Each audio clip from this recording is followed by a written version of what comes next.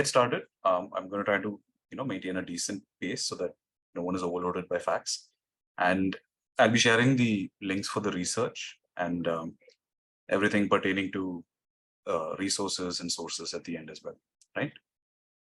Okay, so the whole point of this discussion is primarily to address the fact that we seem to be having a lot of antibiotic abuse these days, and to explain to you when to take them and when not to take them. We also have a lot of risk factors, right? With any disease, you have risk factors, and they can be divided into modifiable, non-modifiable, pertaining to contracting infectious diseases like the flu or COVID-19. And then we go into more detail about what the commonest infections are right now, the respiratory ones, and how you could possibly differentiate between them all. So including things like the common cold, flu, with an emphasis on H3N2, COVID-19, and things like asthma and allergies. And what to do when you have the flu, right? Because prevention is not always successful. So when that happens, when is the right time to have something like haldi doodh? When is the right time for antibiotics? And when are betadine goggles helpful? Here's a tip: betadine goggles are always helpful. Then finally, we discuss vaccination, right? Because as you know, things have changed. Flu vaccinations are different from COVID vaccinations. And there's a lot of doubt regarding how to get COVID vaccinations because now it's become an annual thing, right? So let's get started. Yeah, so we start with this newspaper article I came across literally just 2 days back, saying the antibiotic drug Augmentin has emerged as the largest selling brand during February, overtaking even insulin, right? And insulin is a drug that diabetics are forced to take in order to survive, right? Now imagine an antibiotic outselling insulin, right? Purely because it's being funded by people sort of abusing the antibiotic, right? Taking it when it's not required. So Augmentin is an antibiotic which is known as amoxicillin, clavulanate, which is a supplementary substance added to it to enhance the action. And when do you have to take it, right? Only when your doctor prescribes it. And you have to ensure that when you take it, you complete the course of the antibiotic itself, because otherwise there's a risk of resistance developing. And some bad practices that are commonly encountered is people take Augmentin or Oflox or Azithral. These are just brand names of different antibiotics because they took that antibiotic the last time they had a disease. And in India, you can get anything over the counter. And then they just take it for however long they want to, 3 days, 5 days, 7 days, based on whatever they had last time. And they stop and often don't even complete this course. That's the worst thing you can do, right? Now let's talk about why this is a big issue. The more that you abuse antibiotics like this, the more likely it is for antibiotic resistance to develop. What is antibiotic resistance? It is when the bacteria is unable to be sort of killed or the infection to go away when you take an antibiotic, simply because the antibiotic doesn't work against it because it's developed genetic mutations that allow it to resist the mechanism of action. Very common ones you might come across in newspaper are things like MRSA, which is methicillin-resistant Staphylococcus aureus, and Candida auris, which has been a big scare in the United States this year because it is a fungus, right? Normally fungi don't have this issue, but it's reached a stage where this is happening. So the fact of the matter is, whether you have COVID-19 or flu, whether it's influenza A or B, a cold or allergies, you don't need antibiotics. It is an absolute myth that was propagated that you need to take azithromycin and ivermectin for COVID-19. This has been disproven multiple times. At the bottom are the links to all the massive research papers that have sort of established this. I'll be sharing that with you. All right. Then we come to the real life substances, right? Risk factors. So these are risk factors to getting the diseases we discussed so far, right? The upper respiratory tract illnesses such as flu, COVID-19, and rhinitis. So obviously exposure is required for the incident to occur. So that can be from a sick colleague or your family. This happens when you don't wear masks. This happens when you're not vaccinated adequately. Then there are some things which are unavoidable, which is the probability of you getting infected, or immunocompromised. Immunocompromised are people whose immune systems are a little weaker than average. It can be because of any number of reasons. It could be an HIV infection, it could be the fact they have diabetes as a comorbidity. It could be a fact that they're taking immunosuppressants such as steroids for other diseases that they have. A lot of things. And the last is occupational exposure, which is really limited to healthcare workers such as doctors and nurses, right? So into a little bit of detail about why these things matter. Your disease severity worsens when you have smoking involved, right? I'm sure all smokers can attain to this as well. Your baseline itself is like a chronic cough. So when you get an infection, it becomes much worse. And other comorbidities such as diabetes, hypertension, heart disease, they all also worsen your outcome, right? Which is the chance of you having a complication whenever you have these diseases. So when it comes to prevention purely, it is the same for all viral illnesses and all respiratory illnesses. You have to wear masks. You have to practice good hand hygiene.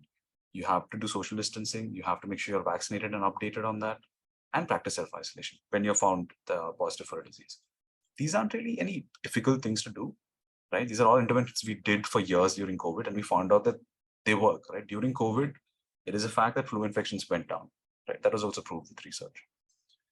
Just a fact about smoking, that smoking doesn't just kill through these mechanisms. The commonest form by which smoking kills people is through heart disease, right?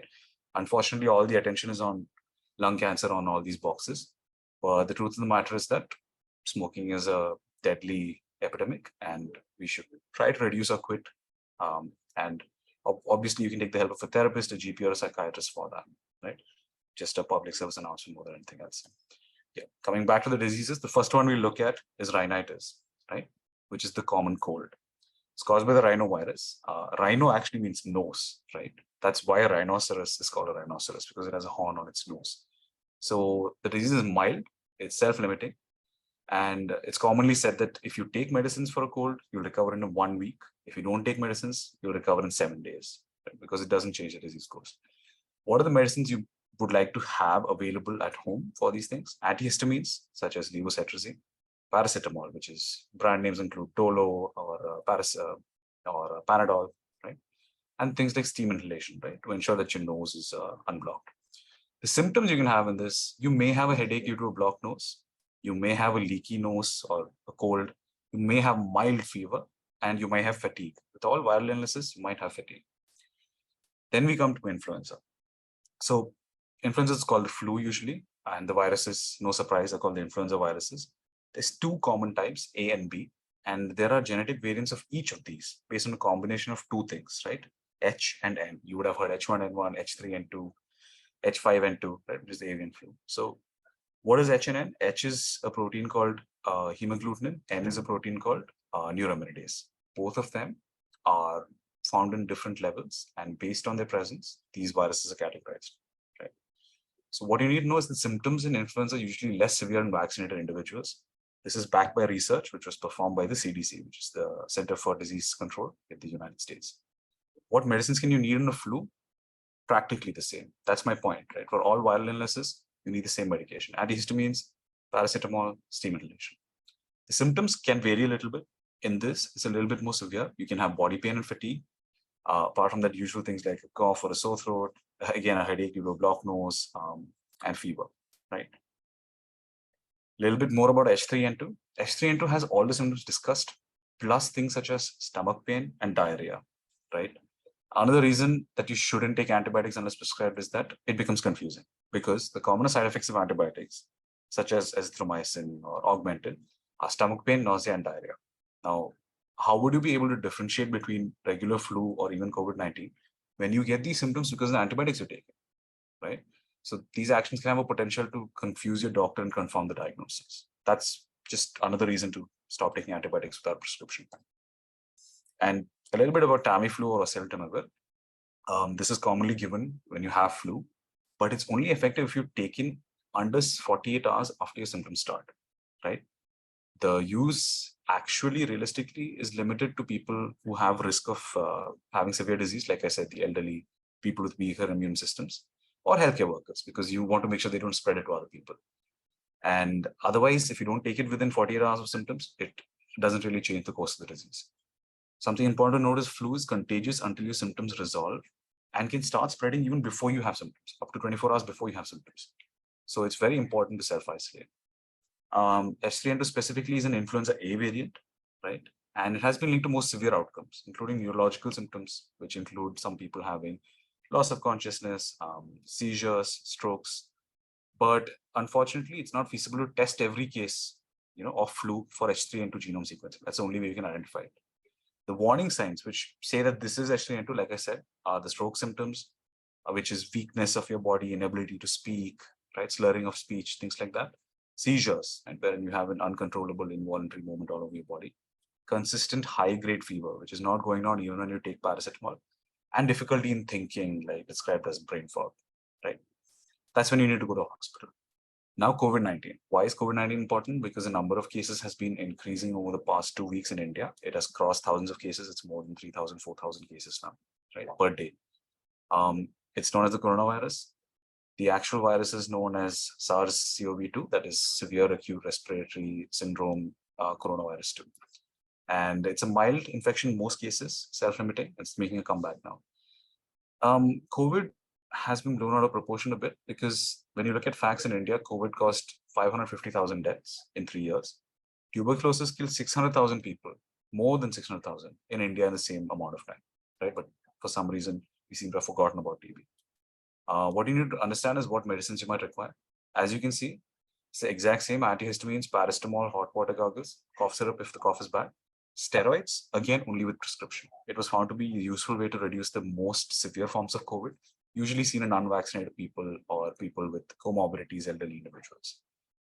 Again, the initial phase has same symptoms that you see in all viral illnesses: fever, body pain, weakness.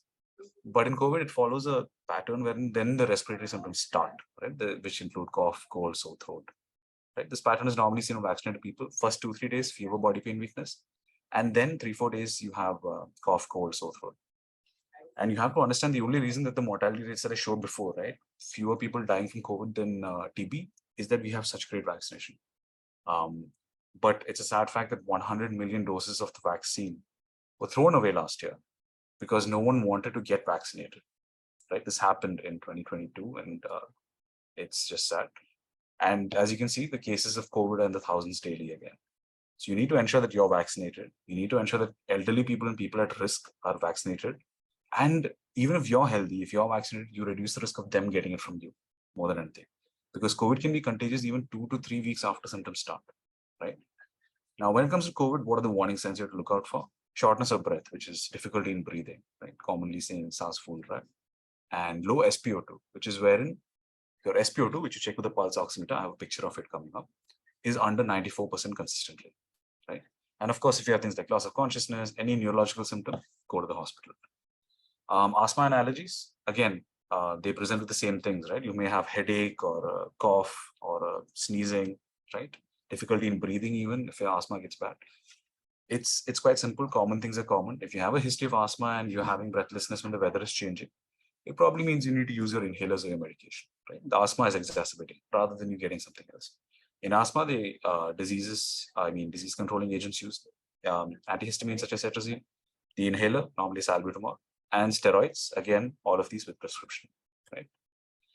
A little graphic to help you differentiate. If you actually look at it, there's no real way, right? You just need to understand that in allergies, it's time-based and history-based. Cold symptoms are usually pretty mild, right? And it resolves a little faster. Influenza, the thing you have to look at is it has everything, right? The severity is a little bit more. You have fever, body pain, weakness, and the symptoms just start all of a sudden, right? No warning. It's often described as people saying, I couldn't go to work the very next day, right? COVID-19, again, very similar to influenza, right? The symptoms can include body ache, can include fever, can include chills, can include cough. So that's the main concern, right? We're able to differentiate between allergies and cold, but flu and COVID, quite difficult. And that's where tests come in. I'll get onto that in a bit. A quick note about the only time you actually need antibiotics: strep throat, right? This is when you have a bacterial infection in your throat, okay? This can only be diagnosed by a doctor, right? And there's a criteria that's used called the Center criteria for diagnosing this.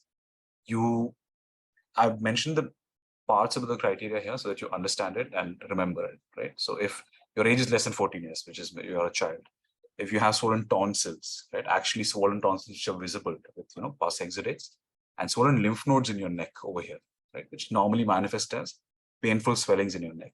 If you don't have a cough, if you have a fever more than 100, then you might have strep throat, right? Then you might need antibiotics. Commonly prescribed is Augmentin for 5 to 7 days, 2 times at least after food, right? That again, let your doctor prescribe. Based on your body weight, the dose can change.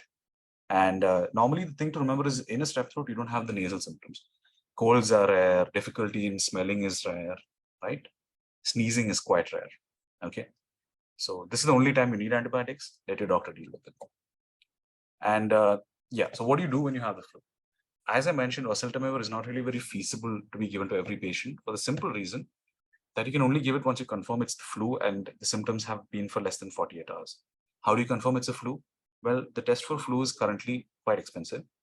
It's between 2,000 to 5,000 rupees for just one test. And it's not widely available, right? Like COVID-19, it's reached a stage where you can get an RT-PCR collected from your home just by making a phone call. That is not the case of the flu. The testing centers which does the sequencing for flu are mostly available only in metros. And even there, the number of tests are very limited per day, right? Right now, there's no demand, so they're able to meet it. The moment everyone starts going for the test, you'll have the same issue. They'll run out of tests, right? During the first wave of COVID, we faced that issue. So how do you do it? You just go for the reverse, right? You rule out COVID-19. So the first test you do when you have symptoms and you feel comfortable, it's not a cold and it's not asthma or an allergy. You do the COVID-19 RT-PCR, right? And then wait for the report. You get it very quickly these days within a couple of hours, 6 to 8 hours, or maybe 6 to 12 hours. And if it is negative, you wait and see how the symptoms are, right? If it is still mild, it's more likely to be a cold. If it's still present and severe, then it means it could be a flu, right? Which means go to your doctor. Your doctor will interpret the report and tell you that it's probably flu, right? And if it's positive, it's very simple. You just follow the same advice that I had mentioned when what you do for COVID-19, right? Yeah. So things which are good to have, regardless of what wild illness you have, a thermometer so you can measure your temperature, okay? And like I said, with the thermometer, if you're seeing that the temperature is constantly above 102 Fahrenheit, right, degrees Fahrenheit, and paracetamol is not reducing it, it's a good idea to seek medical help. Similarly, a pulse oximeter. As I mentioned, this is what a pulse oximeter looks like, right? It's put on your finger and it's quite easily available on Amazon and all these things these days. If your SpO2 is below 94% constantly, it is a requirement that you consult a medical professional. And what medication you might need in all viral illnesses: paracetamol for fever, antihistamines for cold, and betadine goggles, right? Things which are good to do, non-pharmacological things, doing the hot water goggles with the betadine that I just mentioned. It's a great way to reduce sore throat and a great way to reduce cough. And the best part, it has no side effects. Steam inhalation with eucalyptus oil or menthol, it's a short-term solution to clear your nose more than anything else, right?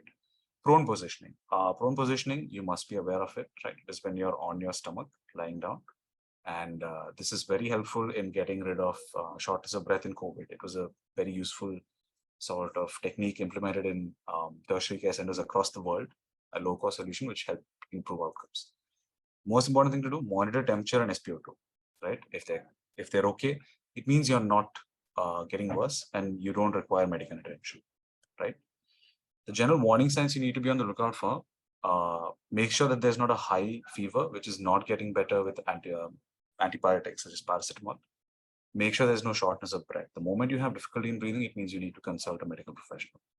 Low SpO2, right? Sometimes it is possible, this was especially seen in COVID-19, to have happy hypoxia, which is wherein you're able to breathe fine, but your SpO2 is going low, right? But that means it's too late. By the time you have difficulty breathing, your SpO2 has gone to a really low point. So a really low SpO2, something that you need to watch out for. What is it low? As I mentioned before, anything constantly below 94%, right? Loss of consciousness, of course, if anyone has a loss of consciousness, if they're fainting or not waking up, right, you have to get them to the hospital ASAP. Severe dehydration.